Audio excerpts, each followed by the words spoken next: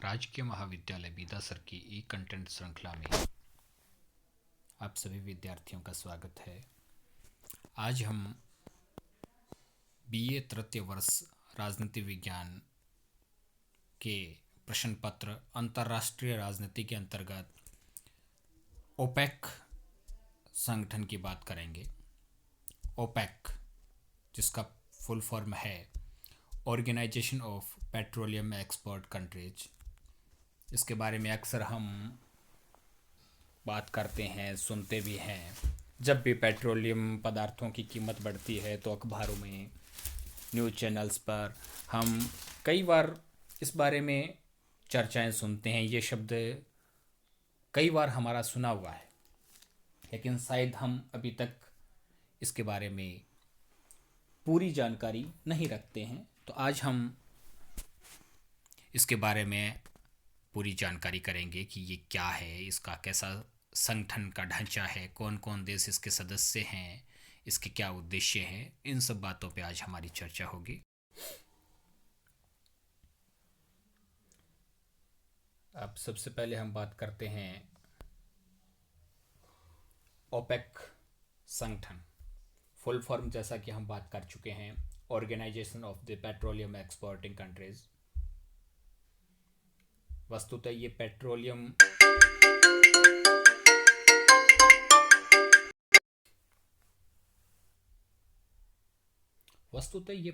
निर्यातक देशों का संगठन है।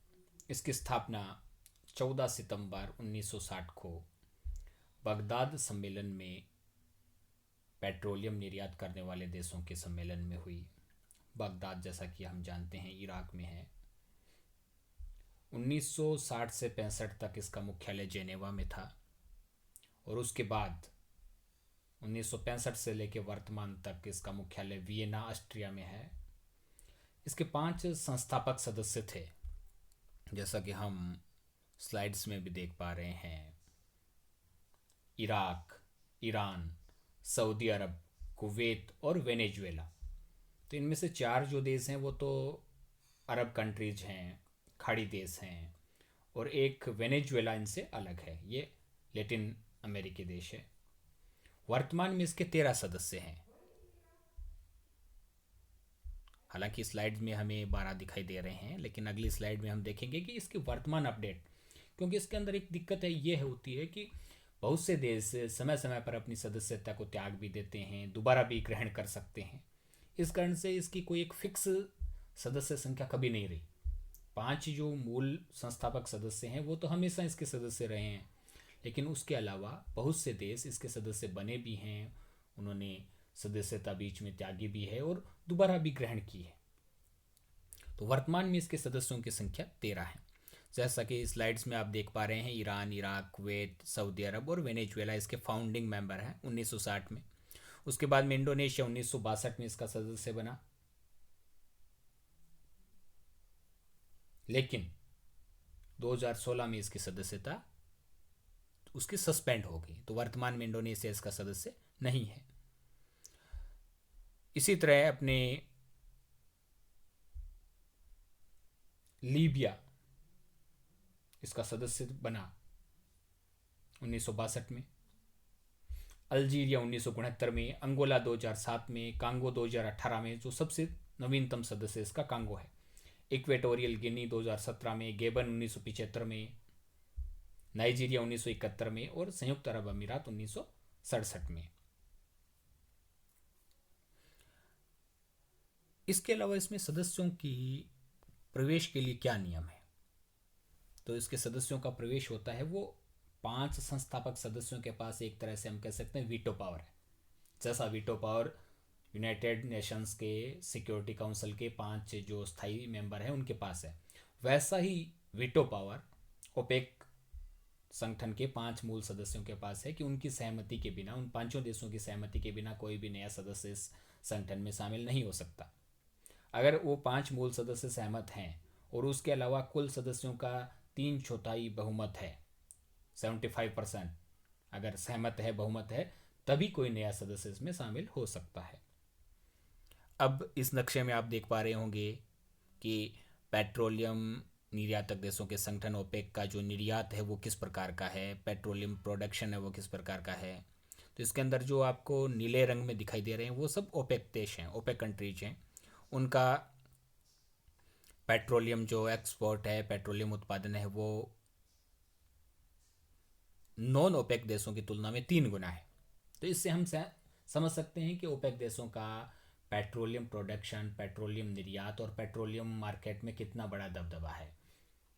अब इन देशों की अगर हम बात करें कि उद्देश्य क्या है ओपेक संगठन के, तो सदस्य देशों की पेट्रोलियम पॉलिसी में समन्वय करना, ताकि कहीं ऐसा नहीं हो कि पेट्रोलियम के जो दाम हैं वो इतने नीचे चले जाएं कि सदस्य देशों की प्रोडक्शन लागत ही न निकल पाए, और न इतने ऊंचे चले जाएं कि विश्व भर में आर्थिक मंदी की आशंका बढ़ जाए, आर्थिक संकट का प्रारंभ हो जाए। तो सभी जो वर्तमान में 13 सदस्य हैं उनकी पेट्रोलियम पॉलिसी में समन्वय रखने का काम ओपेक करता है। पेट्रोलियम की नियमित आर्थिक रूप से लाभप्रद सप्लाई सुनिश्चित करना, कि पेट्रोलियम उत्पादों की नियमित आपूर्ति हो और वो आर्थिक रूप से व्यवहार्य कीमत पर हो, न तो प्रोडक्शन लागत से नीचे, लेकिन न सदस्य जो देश हैं उनकी इतनी भी कीमत न हो जाए कि दूसरे जो आयातक देश हैं वो उसको आयात ही न कर पाए। उत्पादकों एवं निवेशकों के हितों की रक्षा, जो भी इस क्षेत्र में निवेश कर रहे हैं उन निवेशकों के हितों की रक्षा होनी चाहिए और उत्पादक देशों के हितों की भी रक्षा होनी चाहिए। मूल रूप से ये काम करता है कि कितने पेट्रोलियम उत्पादन की वर्तमान में आवश्यकता है, डिमांड एंड सप्लाई, उसके बीच में गैप को कम करने का ये काम करता है। कई बार जब अंतर्राष्ट्रीय मार्केट में तेल की मांग बढ़ जाती है तो ओपेक कंट्रीज क्या करते हैं, अपना प्रोडक्शन बढ़ा देते हैं। उस प्रोडक्शन बढ़ाने में भी सबको अपना अपना हिस्सा बढ़ाना होता है कि कौन देश कितना प्रोडक्शन बढ़ाएगा अपने कोटे के हिसाब से, और जब मार्केट में मांग कम हो जाती है तो कितना कितना सभी देश मिलके घटाएंगे प्रोडक्शन, ताकि डिमांड एंड सप्लाई के बीच में गैप नहीं रहे। 7 ओपेक सेमिनार हो चुके हैं। 7वां ओपेक इंटरनेशनल सेमिनार 2018 में हुआ। वर्तमान में ओपेक के महासचिव डॉक्टर मोहम्मद बारकिंडो है। ओपेक कंट्रीज को आप इस तरह से देख सकते हैं इस नक्शे में: Iraq, Libya, Algeria, Venezuela, Ecuador, Nigeria, Gabon, Angola, और ये अपने खाड़ी देशों में जो इसके संस्थापक सदस्य हैं 4, इसके अलावा यूनाइटेड अरब अमीरात है, संयुक्त अरब अमीरात।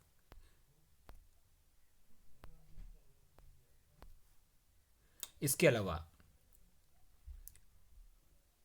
इस नक्शे में भी आप ओपेक के सदस्य देशों को अच्छे ढंग से देख पा रहे होंगे।